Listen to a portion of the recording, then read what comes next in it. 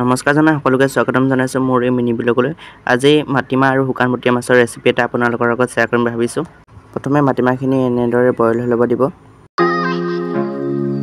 দেখিছে ন, ইয়াত মাটিমাহ দিবলৈ শুকান বটিয়া মাছ, পিঁয়াজ, তেজপাত, নহৰু, আদা পেষ্ট এটা খুন্দি থৈ দিছে।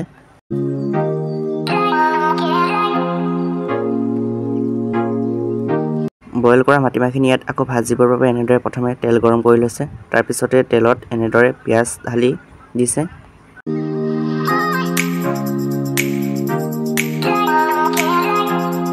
পিঁয়াজখিনি ভাজি হোৱাৰ পিছতে ইয়াত খুন্দি থোৱা আদা নহৰু পেষ্ট, হালধি, নিমখ, তেজপাত ইত্যাদি দি দিব।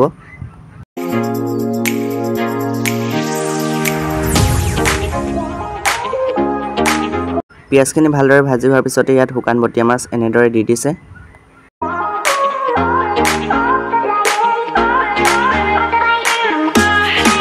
তাৰপিছতে ইয়াত বইল কৰি থোৱা মাটিমাহখিনি এনেদৰে ঢালি দিছে।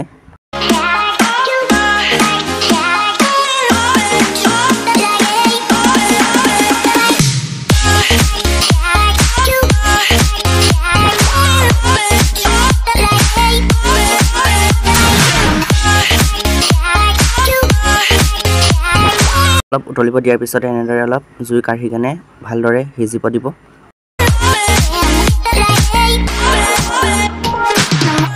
আপোনালোকে এবাৰ এনেদৰে বনাই খাই চাব পাৰে, বহুত ভাল লাগে।